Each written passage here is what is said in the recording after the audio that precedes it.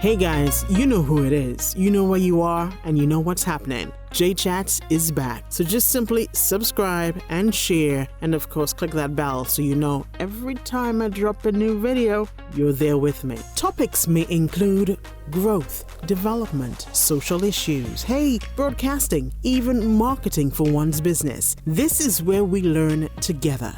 J-Chats, from interests to insights. Enjoy.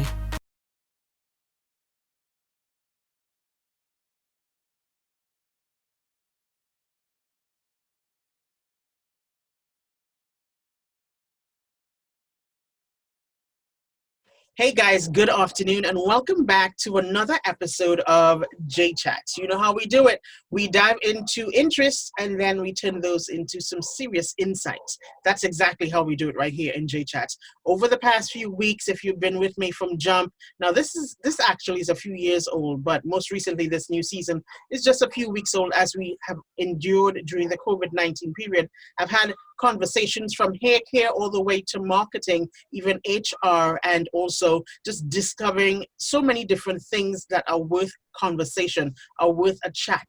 And that's where the whole thing came about with J-Chats. Today, on screen with me, you're seeing a young lady I've known over, 10 years maybe? And it couldn't even go further than that, actually. Yeah, I think we knew each other as children as well. But I wanted to get GENELLE BUJAN on screen with me inside of J-Chat. Of course, this is the virtual world in which we exist, thanks to COVID-19. But I wanted to have her in to just bring all the wealth of knowledge that she's got. Over the past few months, I've caught myself in this journey of trying to do the best that I possibly can with my business, Vogue Production, for those of you that know it. And one of the things that I've learned is that there's some things that I actually was not doing. There's so many questions that I've got in my mind, and I know many of you may agree with me. In that same note, if you're an entrepreneur looking on and you're diving into not only having your own business, maybe you have more than one business. Maybe you're considering, what do I do with this business? Am I doing things correctly? You've got tons of questions, right? GENELLE is going to answer all those questions. I promise she is. She is the owner of Get It Right Business Associates, right? And one of the things that they offer, in fact, they have many services under this organization, but they help us in terms of business owners, from registration of sole trader partnership, limited liability, and also nonprofit organizations. They offer services such as taking care of our annual returns, looking at company profiles, taxes, preparation of tender packages, and so much more. In fact, so let me not talk anymore. This is about GENELLE and giving her all the attention, because I really want you guys to gain from this. There are too many persons walking around not doing things correctly, and I was one of them. So GENELLE, welcome to J-Chat. Finally, it's so good to have you here. Thank you for having me, JD. It's a pleasure. How are you doing? I'm fine. And it's a pleasure to be here. How is COVID-19 treating you? Because I had to ask that to everybody who's here, because we're all in this new different sort of world in which we exist. That's correct. I must say COVID-19 has treated us fairly well. It made the business and some of my clients actually rethink some of the things that we do. It made you rethink how you do things and getting with the new norm. We at Get It Right would have started a little bit before in terms of getting into the new norm, but COVID would have just pushed you further into getting things, as we say, getting it right. Yeah. And that's our model. We try to get people right, how to get things done. So COVID has treated us fairly well. It was a challenge, the first months, as any business owner, as any person, like, what do I do? How do I move? But it's all about sitting down, taking some time and thinking of how do you go forward. So I know it's you and your husband behind this company, but give us a little bit of the history of this company. Why did you guys put your heads together and say it is vital that we bring forth this sort of organization to help others? This would have started way back when I used to work at the ministry. For many years, I worked at Ministry of Legal Affairs. One of my first places would have been companies department, which is where you register businesses. Right. And I sat in a pool of just ladies just typing the certificates. And there were many people in that particular pool who didn't even know how the process started. They just knew how to type the certificate. And I always was intrigued at what is the starting process? Where does it go? How do they function? And I learned a little bit there, and then I moved on to another department for 10 years in public relations, in the administrative aspect. Right. And from there, it heightened, I should say, my public relations skills, my administrative skills, and we would have to go out and actually explain services to the ministry. And companies was always a passion, because people would come up to you and ask, how do I register my business? You know, I bake bread home, or I fix cars and I don't know what to do. So where do I go? And in 2016, I left the ministry in the middle of a Christmas. And my thing was, what do I do? Where do I start? And I said, there are so many people out there not knowing how to register their business. And not just how to register, what's the steps after? Right. Setting up your bank account. What's the right? What's the wrong? Am I doing the correct thing? And I must admit, we live in a society of the neighbor's advice, or the rum shop talk, as I call it. So you hear people say, well, boy, I went nowhere that place and you can't get through there. So it's always about, we don't ever go in and find out what's the right process. So it became passionate to my husband and I in terms of starting persons who have small businesses, right, how to start, what to do, and where do you move. And it also came a pet passion too of persons who work in an industry. They have a passion for something. We all have this passion when we're growing up. You know, I was going to open a cooking business, but I'm working 9 to 5. Yes. How do we push that business? Still working in a place. Your boss is not going to give you time to run your own business and work somewhere. But push that passion that you have and make it into your own. Because when you're passionate about something that you do, it works even better for you. I always say, one of the things I always say, you got to turn your passion into profit. And that we certainly just enjoyed throughout the entire process. That's correct. That's correct. And we looked at the fact of people sitting down on a lot of talents, and they may be working in a place. And so, well, you know, I don't know what to do. I don't know where to start. I can only do this on a weekend. Yeah. No problem. You start it on a weekend, and then you put things in place that, and I'm going to give you a nice little story of if today or tomorrow, say, for example, you have the closure of a big industry, or your work says, you know, we have to downsize. You have that passion there working for you, and you have another income to fall back on. I call it the supplemental income. There's something to fall back on, and sometimes that gives you even greater joy than going out to your regular 8 to 4. Yes. Yeah. Yeah, and a lot of us are diving into the supplemental income. And I know you were about to give an example. I can certainly say I'm one of those that was with a company for so many years and got the surprise of my life being dismissed. And everyone knows about that story just about 2 years ago. And that's where I had to turn my passion into some sort of profit. You know, the Voyager production company, and also doing voiceover. So I so understand what you mean. But I am one of those who started wrong. I did not start from the beginning. Maybe I jumped all the way halfway through, and there was some missing elements that I needed to gain, or even things that I needed. You know, like when you get a new device or whatever it may be, you don't really need the manual. So you just jump into it. I think that can be the confession from my end, and I'm sure there are many persons like that. Do you see that in the years you've been doing this? Oh, yeah. We have a lot of people who would have started businesses. They're running a business 5 to 10 years. They would have never done what you call the official registration of a business name. They haven't set up a bank account. So just operating day to day, which is not the legal way and it's not the right way. And then when they approach to get the name that they so in love with, the name is not available, and they wonder why. And they don't understand why the rules are like that. So this is where we come in and we tell people, this is the legal aspect. You need to register the business first and foremost. That's your first step. Registering your business name, making sure that there's nobody similar sounding and stuff like that. You set up your business name, and also you set up your bank account. And people always, same thing, they go with the talk, boy, you go to the bank and it's going to be so hard.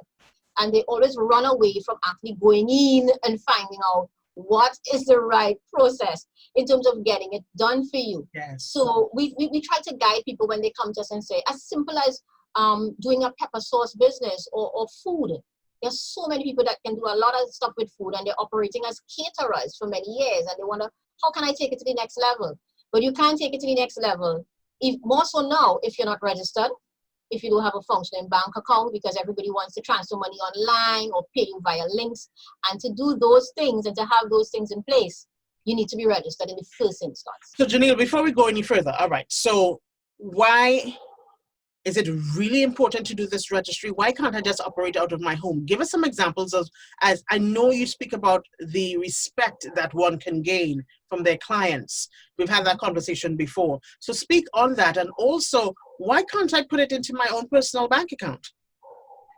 Putting it into your personal bank account is what is known as commingling of funds. Right. So it's against the law, Right. because it's a commingling of a business and your personal business account. So first and foremost, that's against the law. Right. Many years ago, the country wouldn't have grown that much, and people would have been doing that. They would have a business home downstairs their house. The bank would say no problem, and they open a bank account. But now, because of a lot of laws that have been put into place and a lot of things that has made it bad for other people, commingling of funds is not the right thing. It's really against the law. Registering a business is the first step, actually, and then opening your business bank account. And as I was saying, in terms of growing, persons now want to operate with their cards, your debit card, your credit card. Yeah. If you're going to expand your business and persons say, well, do you have links? Yes. You must have a bank account to start with that process. Yeah. And I have had a conversation not too long ago with someone who wants to jump into having their own business, owning their own business, I should say. And one of the things I kept saying to him, and I learned it from you, by the way, guys, I do have, after Janelle talked to me, I'm on the straight and narrow, right? But so, like, for instance, the personal bank account, he was putting the extra cash you made, let's say from making pepper sauce, he would deposit that into his regular account. And, he was like, so what's the problem? And, this is one of the things I wanted for you to seriously dive into as well, because persons are of that mindset and they don't think it's going to cause an issue. But what sort of problems do you see down the road? Yes, you spoke about it's against the law, but let's look at maybe the other side of it, in terms maybe it can be a little confusion in terms of bookkeeping as well, wouldn't you say? That's correct. So let's say, for instance, hairdressing is your only source of income, and you want to do a lot of things in life. Not just get a loan, you'd like to go for your visa, Right. you'd like to purchase a piece of land. The first things they're going to ask you for is that business registration. Right. Because that's the proof that you're operating a legal entity under the company's law of Trinidad and Tobago. And then the second thing they're going to ask you for is, can I see your bank statements against the business? And that heading on top is going to look, if it's Gifted Hands, which is a personal business that I know, it's going to show, okay, Gifted Hands has a bank account, and this is what she puts into her business account every day. And people always say, well, I'm only making $500 and I have to use it right away to spend. We know that. The average person who works 8 to 4, when they collect salary at the end of the month, they draw it out right away because it's going to pay the bills. And the bank will tell you, once you pass it through the account, it's passed through the account, and we know you're going to spend it on bills or stock to buy back for your business, but it has passed through the account, so there's accountability in terms of what you're doing with your money.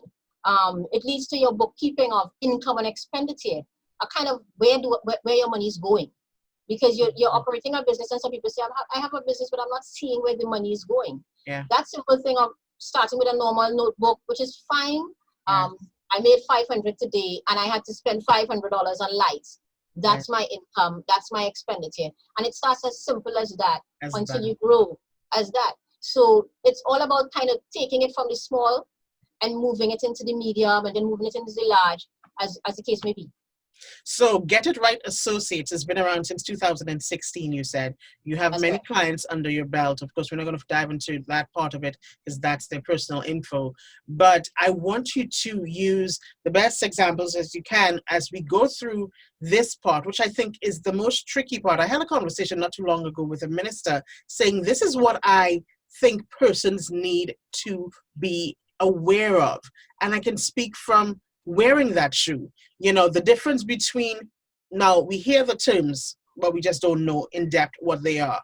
Sole trading, partnership, and limited liabilities. LLCs, sorry. So I want you to speak on each one of them. So let's start off with a sole trader, because I think we can see a large percentage of the small businesses on the outside are particularly sole trading right now.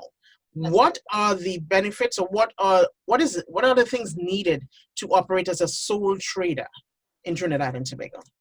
So for all the businesses, the first thing you're going to need is your name, and you establish that name. Now, the sole trader means that everything is liable on you personally.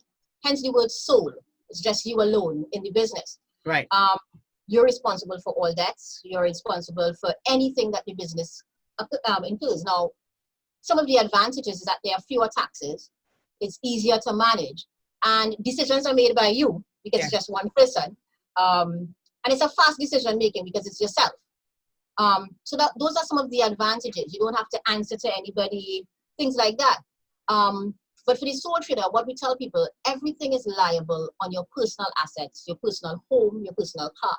And some people would say, well, I'm starting small. And I have asked one or two of my businesses that I can use their name. They would have started as a sole trader, but then the business would have grown to another level. Right. Where you needed to upgrade, you needed to move on to LLC. So for example, I have a client by the name of GENELLE Services, which is on Naparima Mayara Road in Koki. And Mr. Yard would have started. Right. Right, GENELLE. So I do Mr. Yard's annual returns every year. But he would have started as a sole trader, very small, took that major risk of jumping out into his own business, doing what we call the Ro-Ro vehicles, slowly, carefully, and then business expanded. The Ro-Ro business got a little bit bigger. He does consultancy for export, things like that, and he has gone into an LLC. And that limited liability is working for him now. It has expanded, things like that. But he has moved from that small entity to a bigger entity. And what I look at is most of my clients, when we start small, how you develop and how you look at different things along the years. But the sole trader aspect is everything is put on your personal assets. So we look at the fact, if I'm small right now, I may not have a big risk in my business. So my house and my car may not be targeted because the business has not gotten so big. So I can stay at that level for now. I always tell my clients, look at it 1 year, sometimes look at it within your first 5 years, see how the business is progressing, to see if you're going to move on to another level, because you want to see your business expand. But that's the risk. So you mentioned some of the risks and the benefits of sole trading. Again, you get to make all the decisions. It's you on your own, and you gave a pretty good example there. And I know GENELLE got my first RO. Did I say RO? My first. Yes, he was my first car. So certainly, and offers so many different things under his company. So I can certainly see him moving from the sole trader to the next level. But before we go on to what, for instance, partnership is, can you tell me what is the process for the sole trading? And there must be a cost that's attached to that in terms of registration compared to that of something else. And also, do we have some sort of payment that we need to pay to the various ministries in Trinidad and Tobago as a sole trader? So as a sole trader, your name application starts with a simple $20 fee, which is to do name search. Once your name is approved, you move on to your final certificate, which is $220, right? And that's the sole trader aspect. Now, at the Ministry of Legal Affairs, there are no additional things to file there, unless you're probably changing your services or changing your nature. But if you want to move on to what we have at Inland Revenue, you are responsible for your tax aspect. And that's where a lot of people get confused, and they tend to shy away from actually registering because they say, oh, I don't want to pay the taxes, and the taxes are so high. But they never go in to sort of kind of find out the information as to what's needed and what they're actually going to pay for. So you're going to be paying, if you have your own business, you're going to be paying health surcharge under your own name because you're operating on your own. So you're going to be paying your $8.25 for every Monday in the month. So some months you're going to have $33. The months that have 5 Mondays, you're going to be paying $41.25. Right. And then every year you're going to be doing your income tax for the business, and that's calculated on your net sales after your expenditure. Right now, for a sole trader, your tax figure would be probably 25%. But it's something that I tell people, don't run away because you don't have the information on what your tax is going to be. Because in Trinidad today, so many things are changing. The simplest of things need what we call your BIR number. And people tend to run from that tax office. If you have to purchase a piece of land, you're going to need your BIR number. If you need to bring in a Ro-Ro vehicle, you're going to need your BIR number. So the fact that not approaching Inland Revenue for your business means you're going to be actually keeping back your personal progress in a lot of things. So telling yourself, I'm not going to register my business, I'm not going to even go, I'm operating under the table, as we call it. I'm not going to go to Inland Revenue. Today or tomorrow, let's say you want to purchase a vehicle, you know, they need a BR number. Right. You're going to you need a piece of land, somebody's transferring a piece of land, let's say it's a gift. You're going to need that BR number. So it's going to come back full circle. And everybody likes to travel, despite COVID now, but before. Yeah. I'd like to take a trip to New York or Miami to shop, things like that. You're going to need to approach what we call the embassies to get that aspect of how am I doing my business. So it's always a risk that you jump out. And I tell people it's all about finding out the information. Yeah. Not running scared from the information, because the information doesn't hurt you. It's good to just know the information. It only enlightens you and really just guides you onto making better decisions. That's correct. Really. That's correct. And I'm just really glad that you're here with us today on JChat. I really appreciate that, because, you know, persons really would gain so much information from your conversation. And at the end of this, I know you're going to certainly tell persons how we can communicate with you and find out more if they want to speak to you personally. So you told us about, you know, is it $220 for registration with sole trading? Is there any other cost that is attached to a sole trader? We spoke about the $20. We spoke about the $220. Is there any, and of course the taxes that will be applicable, and you speak to an accountant on that. But is there anything on the legal affairs side that we need to be aware of? There's no more fees on the legal affairs side for a sole trader. So that's it. Unless, as I said, unless you're going in to make a change to your nature, because some people may start. What's your nature? Meaning. So what you do, the type of business. So you have some persons may say, I'm only doing punches. And when they initially register, it's a punch business. But you see that you progressed into catering. You got somebody to do food on the side. So you're going to go in and say, I'm doing a change of nature, which is $100. And you're going to add that nature to your registration, because now you have catering services underneath your nature. Right. So basically, whatever we started off doing, we should, and let's say we've just branched into something else. You're saying that we should go in and make this update to the ministry. See, that's something I didn't know as well. Okay, you should do that. All right. What's the con of that, though? Let's just say for persons who have not done that, because, you know, we're spreading our wings. What is there a penalty for that? Is there? There's no penalty, but here's the con in that. The company's records are for public viewing. So let's say, for example, a government agency is interested in your services, let's say JD, and they would like to run a private search on the company's registry system. They go in and they would like to request a view of what your registration is and what is your nature.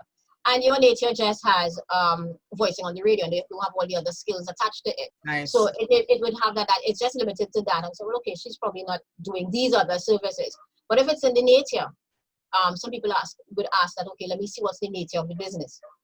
And that nature holds all the things that you want to do. Sometimes I tell people, do you think that you're going to expand in a month?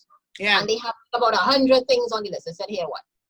Let's stick with what you know you're going to expand within the next 6 months. Because you know you're going to start cooking. You know you're going to do catering. So let's add the catering right away. And for me, I always encourage people and say, are you going to stay at this level, or are we going to build the business further? So I try to encourage my clients. Janine, where were you when I started this off? Because this is the kind of information, I mean, you were around, but in terms of, this should have been, Get It Right Business Associates.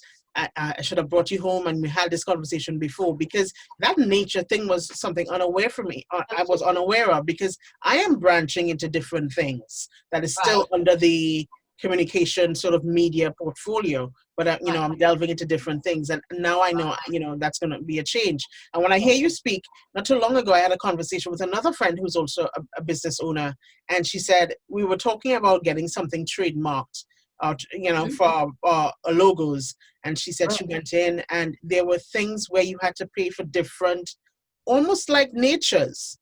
So in terms of where you play, where would your logo be seen? Like, so you, and that's something else we didn't know. Categories. Yes. So, and she was like, they said you have to pay per category. I was like, what? So these are all new things, and it's just a lot to learn. And I think this is why I think it's so important to have this conversation. Plenty people are not aware of certain things. That's right. You know? So let's dive into partnership. It sounds simple. Partners in business, right? Yeah, we have what we call partnership slash firm. It's called partnership. It's also looked at as a small business also. So Jay and I would say, okay, we're going into a partnership and we're going to do things together, you know. But here's the thing with the partnership. And it's good because you have ideas bouncing off of each other. And a partnership can actually have at least up to 6 or 7 people within a partnership. Here, this is the con. If one partner needs to come out of the business, he has to sign to come out of that business. And sometimes I've seen, unfortunately, situations where before the business even starts to make $10, partners fall out. And then you have a partner saying, I'm not signing to come out of the business. And then there's the rift. So you're left with a business with a partner who doesn't want to come out. You have 5 other partners or 2 other partners, and they can't get him out because he has to sign to actually say that he's coming out of the business. And it's a bit technical because unless he signs to come out, the business can't continue. So you always have that sort of a problem when you have a partnership with one person signing to come out of the business and he doesn't want to remove himself. Or sometimes the partner's not around and you can't find them because I always tell people register businesses on our Women of Fancy sometimes. Some people know what to do. So we sit in a room today and we're like, hey, let's go into business, guys. We're on, ideas are pumping. And they all come down and they're all hot, they're all excited, they all register. And then 5 years or sometimes 3 years, the idea went out the door. Everybody went into their own lives, they got caught up, the business never picked up. But the partnership is sitting there, and then you can't find a partner because he probably would have, if not migrated, or you just don't keep in contact, friendships broke apart. And then what do we do? The only other thing is that even to close it down, you need his signature. Wow. So there's always that problem with the partnership business. And my accountant makes a joke, and he always said a partnership is a sinking ship. But there are partners who, you know, they build together, they move together, but I think sometimes it has to be that real passion, that real love to keep a partnership going because you're dealing with human nature. Right. And sometimes ideas cross, attitudes cross, you know. It's so true. It's always, yeah. It's true. It's true. Yeah. So what are the pros then? Because you and I, let's say we want to do something and I want to work with you, want to work with me.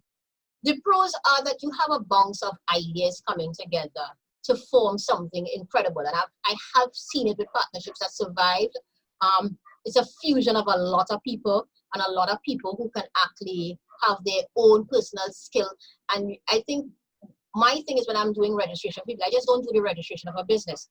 I sit with people. I've sit with groups who are partnerships, and I sit with them in terms of what do you see this business? What's the skill set of each person in the partnership?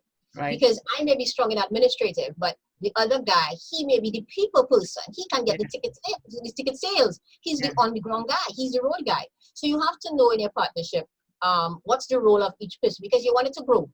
And I've sat with organizations who have partnerships in terms of, here what, this is what you need to do. You know this is not your partner's strength. So don't come down on him because this is what you met. I like you because I like how you know the people. I like you because you can get the papers together and you're that kind of guy.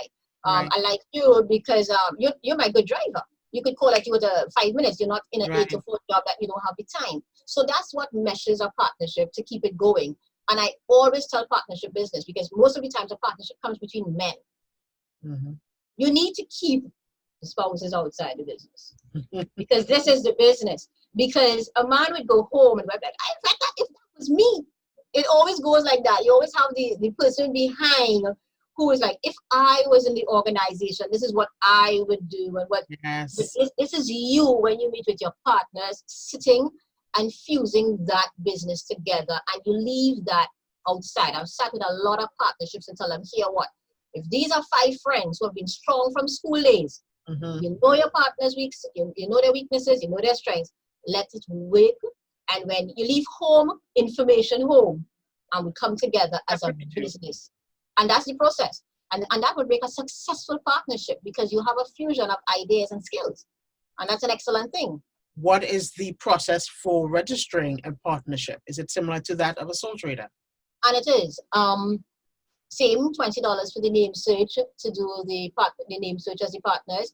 And then it's $220 to get the certificate. All partners must have their ID, stuff like that. And then they sign because all partners must sign that final form. because all their names are going to be on this beautiful certificate. Your partners in a business. So go ahead. On the taxation side, though, you are responsible for your partner's taxes. So if your partner is going to falter, it's sort of what we call a vicarious arrangement. So you have to be careful on that. So you're going to be your brother's keeper in a partnership. You're going to have to be. So, but it's a fusion of ideas, and a partnership is always good if the partners can keep true to their word. I always tell people, bringing somebody who is not an outside entity. Yeah. To advise. And that's what we do. We do advising in terms of how is the business running? What do you see that your partners are doing, and how can they work on it? Because we like to see business grow. I like to see when a business I have registered, I'm seeing the advertisement on TV, or they call me and say, hey, I use my business to get my house, or I use it to travel. So it's always about us coming in as the consultants to say, okay, this is what you're doing wrong, and this is where you need to get it right. Okay. So we're looking at the different levels or tiers when it comes to business registration, from small to medium-sized businesses. We spoke about sole trading, what we need for that. Spoke about, just completed our conversation about partnership. What can you say, or can you just speak to us on one of the biggest ones, which I think is a fair factor for many when we hear LLC? People are like, I don't want to dive into that. But tell us again the process of registration, and I guess the pros and cons of it compared to the rest. Well, let's start with the process of registration. And for all the businesses, if you realize, for all the types of entities, I should say, the name is the first aspect. Yes. So same thing, the name search. In this case, the name search is $25. Right. And then you move on to your incorporation documents, which would have an articles of incorporation, a notice of directors, which we're going to get into, a notice of address, and a notice of secretary. And it's corporate secretary, not administrative. And the fees for that is $560 to complete that process. A limited liability really protects the owners, because everything is liable on the company. Right. And a lot of people say, oh, I'm not so big, I'm not so established. But actually, a limited liability tends to have less risk on your personal things. So if somebody, let's say, God forbid, wants to sue, or they have anything against you, everything is going to be liable on the company. It's not going to touch your personal car. They're not going to touch your personal house. Everything they're coming for is based on the company's aspect. Right. And that's why you hear some people say, okay, I'm going to go the route of a limited liability, because the risk is really on the business. It's recognized more when you go to certain places and they're doing tender packages, or they're offering services. They ask, is it a limited liability? Because they know the risk is on the company. Right. So it's not on somebody personal. If they're going to have a writ with that company based on some services not being offered, they're not going to attack the business personal. It's going to be on the company itself. So those are the things that are why some people would say they shy away, because they hear it's this big legal thing. The word directors stands out. Ooh, that's a board meeting, and it's a lot of people. But it's actually what we call the partnership in making. Right. Because your directors, by law, it's a minimum of 2, maximum of how much ever you want. But it's really partners coming together, forming a limited liability company. There's a little difference in terms of somebody has to be removed, because a director can remove another director. We don't have to wait on the signature of G. Here, what we come to the decision that director ain't working out. Right. We're gonna remove the director. We had a meeting, and that's done by the directors. So it's not that we're gonna be looking for a man to sign to get him out. No, we're moving on. And some of the pros is in terms of growth. It has a lot of growth. Along the years, you would have gotten a lot of stuff in terms of tax deductibles, things that can be done under an LLC business. And as we tell people, when a sole trader, if the person, God forbid, should die, the business dies, because that's the end of the sole trader business. With an LLC, you can change the director. Person passes away, you just add. So there's continuity. The business can live on for a long while. Children may have, your children may have attained the age of 18 to come into the business, and then you take a step back. So it can be continued under the same name, and you put your children on as directors. So there's continuity in a limited liability business in comparison to a sole trader. So those are some of the things that we look at in terms of the limited liability, in terms of moving forward. something just came to my mind and I want to ask you before I forget, because it happens sometimes. Well, by the way, guys, this is G Chats. Don't forget to like, subscribe, and share the content rich always. You just mentioned like with an LLC, so you have daddy who owns this business for maybe 45 years. He's now leaving it for his boys and girls, and he can do that and pass it on. Can that also happen for the sole trader and the partnership? It can't happen for a sole trader. Cannot or can? Cannot. The only way that can happen for a sole trader is if when the children have attained the age of 18, you're going to put them in, but then it changes the entity. The entity now becomes a partnership because sole trader is only one person. Can I change the name for the sole trading company to my son? If the son is over 18, you're going to be putting him, if you're putting him on together with you, it becomes a partnership because it's two people. But if I remove myself and put him, can that happen? If you remove yourself, you can't do that because but then it comes back to one person alone. So it becomes a sole trader again. Yes. Yeah. Let's put those questions out there. Yeah, but keeping in mind, let's say for instance, the business is named Alan's Electrical. Yes. But your son is not Alan. Yes. So okay, I'm 60 years old. And I want to give Alan is over 18 and I'm going to take him, I'm going to remove myself as the owner. And he now becomes the sole owner. But his name is not Alan. That does not reflect the ownership of the name. So then you're going to look at the fact that you're going to have to change the name because that's misrepresentation. He's not Alan. He's John. So you're going to get that going in where, and in terms of name, if it's a broad-based name, let's say it's no sort of association by name. Yeah, it's good. Now, some people look at it like in terms of last names, and that's fine. But in terms of first name, I'm stepping back. He's 18. I want to pass it on. He's now the sole owner. And that there comes back the word sole. He's going to be the only owner. From the time you add another person, it goes into partnership.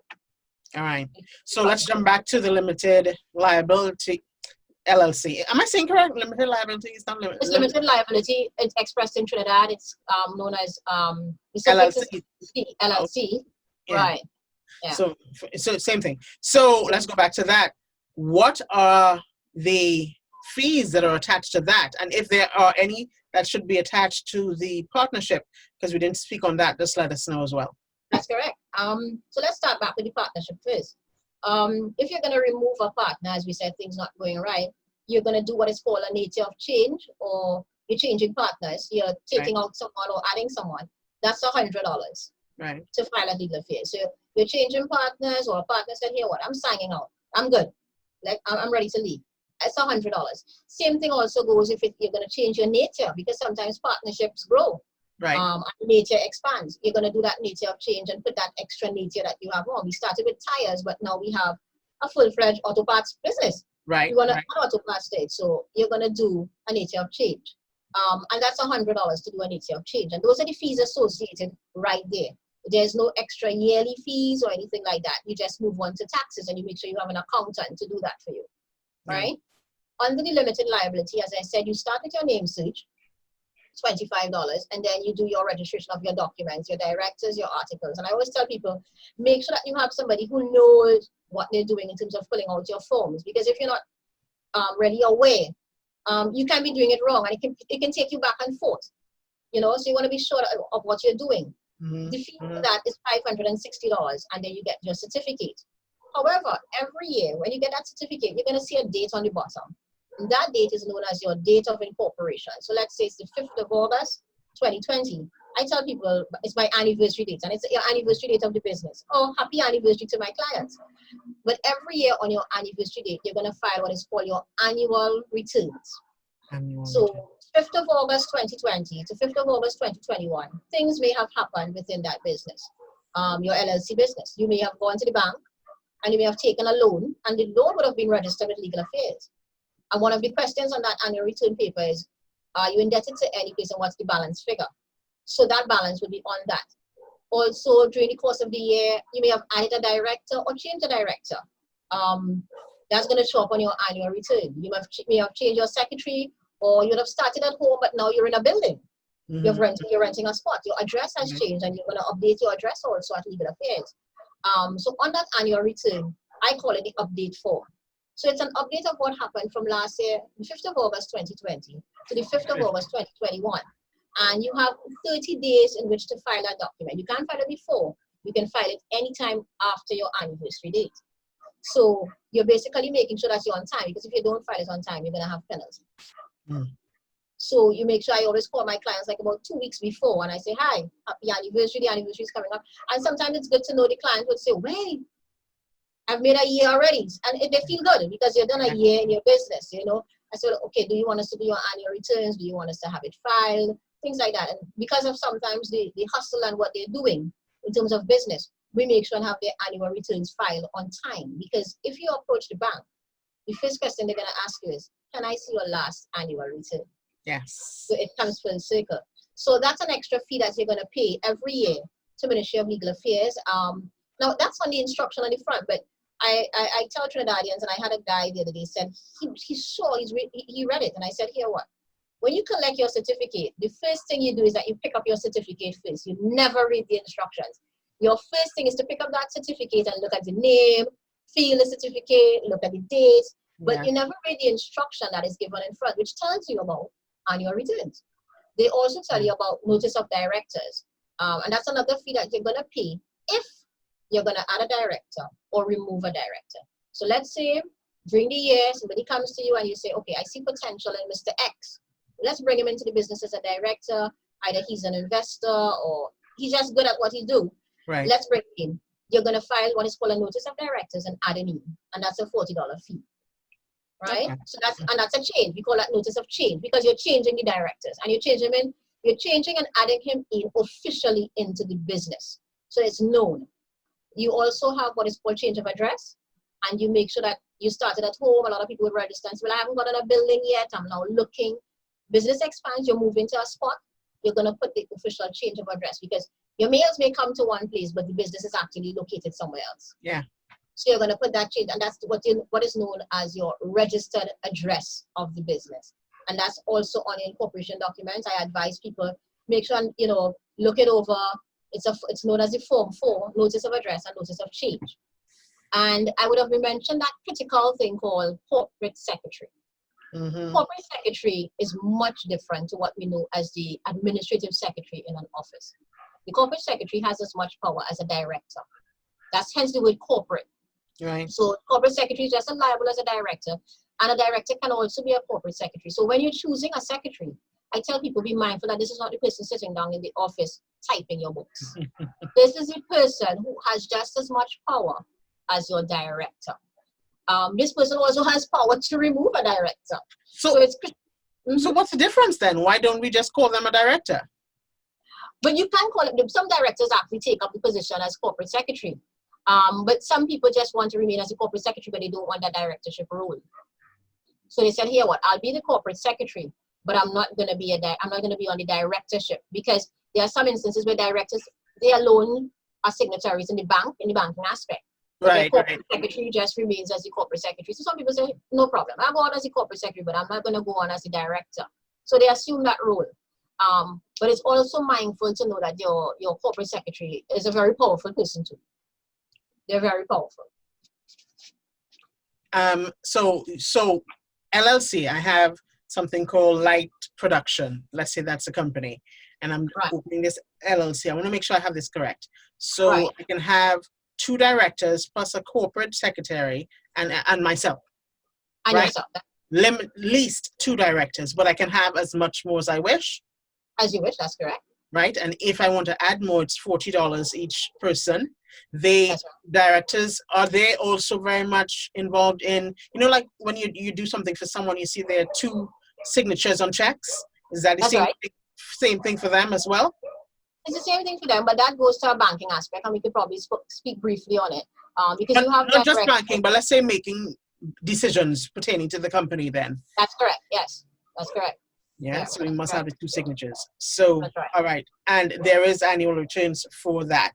So, okay, so we spoke about sole trading, partnership, and also LLC. What's the process, or how easy is the process of one registry going into, I don't want you to speak as someone working at Ministry of Legal Affairs, but you do that for us if you want it done. So tell us on the process, what would we need to provide for you? And what also, 2-part question, if I'm a sole trader and I want to go across to LLC, how hard is that to make that transformation? The transformation sometimes is not very hard. Most of the times, if we have a client who's moving from sole to LLC, they just want to add the LTD at the end and change the type of entity. Not a problem. Sometimes you have people who want to add words to the business name. So, for example, I'm just going to go with Get It Right Business Associates. Right. But then I'm going to go to LLC, but I want to go into Get It Right Engineering, Accounting, and some more words. But at that point in time, there may be somebody with that similar word. So it's going to go back through the search process to get that approval. So you're running back, it comes like you're starting new. But they're going to be searching the names over, and then you're going to get that approval again, and then move to the LLC. When you're moving to LLC, your sole trader aspect is going to be closed off simultaneously because you're no longer having that entity. Right. No longer, that's going to be taken off. You're going to do a cessation to take that off your system, and you're going to have this new, because you're starting new. So you're going to move to that, and you're going to have your new documents, your new registration, your notice of directors, and everything. So it's not a very hard process, and it's always an interesting process when I see people moving from sole to LLC, because I always think that things are getting bigger. Right. Yeah, and of course, there would be a cost to that. You don't need to disclose that now, but you can have that conversation with them. So they come to you, Janelle, and say, I want to move from sole trading to now LLC. They come to you and have that sort of conversation, yes? That's right. Yes, we do. And is it that then let's say it's me, let's say I want to move from where I'm at and jump into LLC. Do I have to go through the processes of the Ministry of Legal Affairs, or would the services that you offer at Get It Right Business Associates, do you take care of that? We take care of that. Get It Right has a slogan, which is, we save you all the running around. Well, I like that. Yeah, because as we said, our pet passion is actually registering people who are working somewhere at the 8 to 4 and fulfilling their passion of what they really like to do on the side to get that supplemental income. So for example, you're going to have someone who's going to say, I want to register my business. I really have this passion. I do cakes on a weekend. I'm doing it every weekend, but I don't have the time. I can't leave my job to go to register because my boss is going to know that I'm taking time off, and I'm going to take time off probably twice to go in to do stuff, even though the services are online, but then you have other things to do. You don't want the boss to think, well, oh boy, I think Sarah is doing something on the side. We may need to let her go. Her focus is not on us because he's seeing about his business. But what we do for Sarah is that we say, here, what, Sarah? You email us, send us your email address, send us the names that you're interested in. We're going to look at it. We're going to review it. And we can advise you also on what may work and what may not work based on our years of experience. And then we're going to do that running around for you at a cost. And that's the thing. Our services started before all these online services, which is that we were doing the running around. We would meet people during their lunchtime, or we would meet them after work on their Saturdays and Sundays, because that's the only time they have. But they're not going to leave the comfort of their job, or they're not going to leave the comfort of where they are. And we're going to do all that running around. We're going to get your name down. You're going to sign. We're just going to meet you to sign the papers. And we're going to get your certificate, and we're going to return it to you and everything without you having to leave the comfort of anywhere. So even if I'm not too tech savvy, because let's talk about that. There are a lot of these services that some of the ministries are offering are online. So would you still assist in that way? Because I'm not tech savvy, let's say. I am, I'm just saying. Yeah, we have a lot of clients who are not tech savvy. As simple as WhatsApp. You tend to believe that everybody is tech savvy, but you may have the older people who may be more tech savvy than some young people. But you have people who live in communities who they're really not tech savvy, and we have that personal one-on-one that I'm going to meet you and I'm going to explain. And for us, it's not about making, how should I put it, making the money and a profit for us, because I've had clients who, after we sit and we do the consultations for free and we meet you one-on-one and tell you all the ins and outs, they do the process themselves, or they try to do the process themselves. But for me, it's about getting the information out there, because you would leave with the information. I'm happy that you left with it, and I'm happy that you're going to start it. And maybe you're going to even tell somebody else that you didn't do it, because that person may not want you to run around and they don't want the hassle. You did it yourself. But that person, I have people who would have come to me and said, here, what? She did it herself, but I don't want that hassle. I don't have the time. I don't have the patience. And I understand. I prefer that you do everything for me. So it's about the information. I really want to plug you now because this is no small talk. I know you're one of those persons that are just, how many phone conversations have we had that were extremely lengthy? And you That's right. offered all the details. You were patient, you were professional. And I know you certainly, I can tell you have major passion for what you do. So I want to take this moment to say thank you for that, because you've really enlightened me on many things, I wasn't aware of. And you even guided me to speak to someone, let's say on the accounting side, to get information there too. So I know you get really involved with your clients. And like I said, even if at the end they don't come to you to do the process and they just jump online themselves, you will be highly recommended, to say, check out, get it right. They can sort you out, So I just want to thank you for that. And I really thank you for being on this program here today. But I know you offer other services as well, so I don't want that to be left out. Can you share some of the services that you have so our viewers can certainly get in touch with you too on it? We also offer tender packages. So a lot of people, they tend to say, okay, I have a business and I'd like to purchase a tender package for governmental services. But when they get that package, it seems so much. It seems to be, they seem to be bombarded by all the questions and all the things that they need to do. So we prepare tender packages for people as to what to do, what they're looking for, what you need to put in the package, things like company profile. A lot of people say, well, I always tell people, you have the client who he's good with his hands, but he's not good with the administrative. So yes, we make you look good. So I had a client who went to a place and he said, the woman looked at the profile and said, wow, this looks really good. And he's like, yeah, I am good. But he's good at his skill. Because it's like you're presenting your company just as much as you're presenting your resume. Yeah. So I tell people, if you go on a job, you take a little picture. If the simple thing as a tile man, a guy who's doing tiles, I said, here, what? You're going to take a picture of that client, get the permission. You're going to take a picture of that client's tiles because that's work that you did. And you're going to form a company profile and put it together that you did X job on this day and that job. And we tend to do a company profile for persons. We also do courier services for governmental organizations and companies who may not have people who are able to leave to do it. We do it in a professional manner where we drop and deliver your documents to people to have them serve letters and things like that. And it's done in a timely manner within a day, things like that, because some people need to serve things within a day period. And we can be contacted for some of those things. And one of our major things that we are branching into is doing seminars. Because of COVID, it has been slowed down, but I've met a lot of organizations and basically more non-profit where they have somebody in the organization who's willing to serve, and that always comes. We have a small non-profit organization, but the simple thing as how to do a minutes of a meeting or a proper letter, how to do income and expenditure, what do they do, and they don't have laptops, they don't have internet. Right. So I'm in the process of setting up seminars to do administrative training for a lot of non-profit organizations, namely churches, who may have somebody who say, I'll be the church secretary, sure. But she's willing to serve but doesn't have that background to really know what to do. Right. And she may be doing it wrong. And then when it goes out there to the mass public, it's like, wow, what is this? But a basic training in terms of guiding and assisting, she can pass on to that knowledge to the next person who's willing to serve in that position, and probably even help her in moving on to something in a job or something. So I'm in the process of doing seminars with churches just to get their churches on board, their secretaries on board. What is a minutes of a meeting? How does a secretary take minutes? Simple things like that. So we're moving into small group seminars, and our major passion, which is business consultation. Business consultation, which is taking that passion that you have of a simple mechanic shop into something bigger. Mm-hmm. It's something bigger. I have two clients that I want to make mention.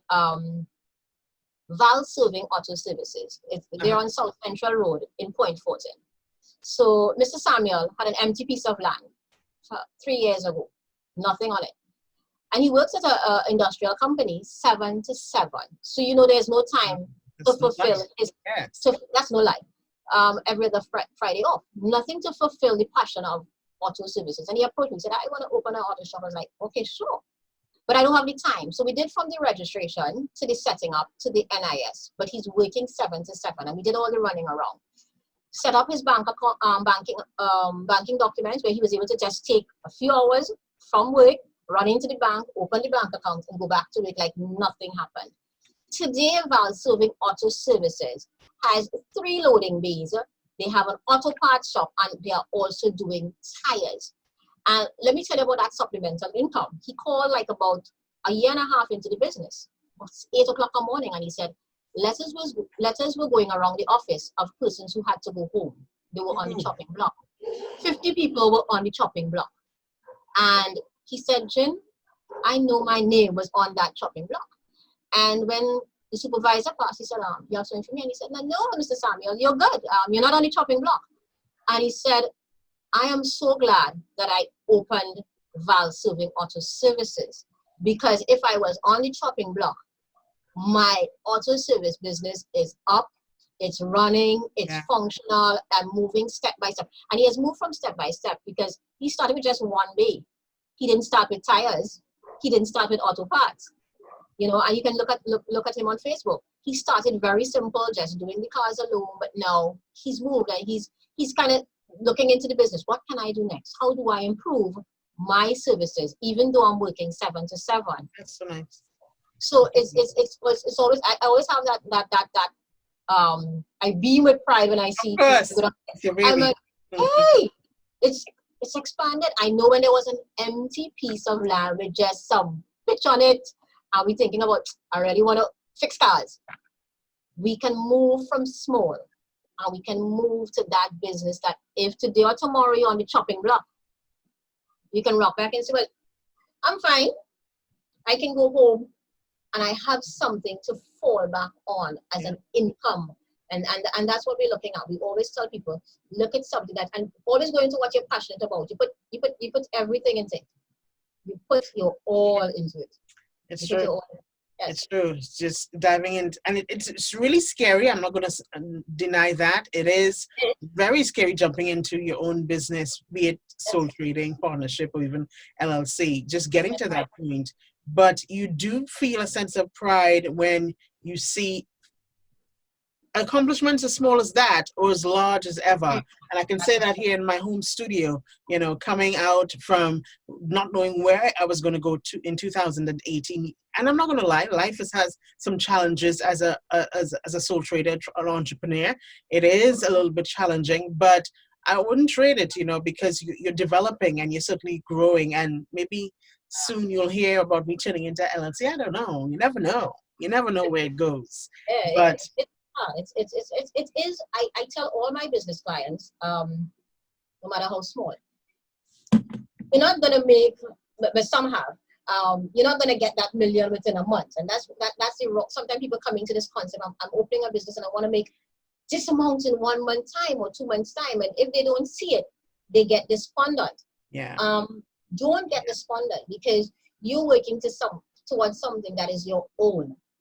And when you work towards something that is your own, you put that extra foot forward. You put that extra foot forward in the 8 to 4 at your job, and that's good, that's fine. But when you put your extra foot forward in something that is your own business, it's a sense of pride that, hey, I do have a hairdressing business that is doing X, Y, and Z, and now we're doing classes, and I've moved on to wholesale. And you sometimes just sit and say, okay, where did I go wrong this month? You can scold yourself. The supervisor doesn't have to, because when you go to work in a place and the supervisor scolds that you're mad, you're home, you're angry. I tell people, I can buff myself. I can slap myself on my hand and say, hey, you do a piece of nonsense there, boy. That was wrong. So you can scold yourself. You don't have a supervisor breathing down you. You are your own boss. And that's the beauty. So you can turn and say, hey, what's self? That wasn't right. That was just wrong. Let's try that again. It's all about dusting yourself off and saying, okay, let me see if I can look at it this way. And if I try it this way, maybe it may work. And it's all about trying it. Yeah. Just putting that step there and getting out there, getting out of your comfort zone. So we're chatting with GENELLE Wilson BUJAN, and she's one of the stronger halves, I know, because you do with your husband as well, behind Get It Right Associates. I hope I have the name correct. I hope I got it right. Get it? Anyway. Get it right. So, you know, you mentioned your services. You've given us so much information to take home Yes, we are at home looking at this. So you've given us so much information to jot down. And that's what I love about this video. You could certainly tap back into it and just write down and take the notes that is needed for you to start or to continue your business and get it right. How can we communicate with you? There are various ways in which we can do that. Platforms, mobile, website, what is it? Just tell us how we can communicate with you to dive into our journey. The first instance, you can email or WhatsApp me at 716-3319, or you can also call 715-9531. That would be my husband, David, and you can WhatsApp us at that same number, or you can email us at getitrightbiz@yahoo.com. Say it again, get it right, biz. Biz, B-I-Z, so we shorten for person. So you always think about, how can I get that business right? So getitrightbiz@yahoo.com. You can email us at that address, and we respond to your emails. All right, we take time to consult with you, and just sit and have a chat and see where you are. Yeah. And how you can build, and how you can build. She really does. She does. I mean, the conversation can go from just, gee, I just want 5 minutes of your time, to a full hour of conversation. And we have done that before. So it's nice, yeah. Thank you so much, Janelle, for joining me on my YouTube channel to speak to the viewers on the outside. I only wish you continued success, and I'll be calling you for any other thing pertaining to business, because you've got the knowledge. Thank you so much. I just want to pipe in, it's not just only about the small to medium. I do have large business entities who also communicate with us.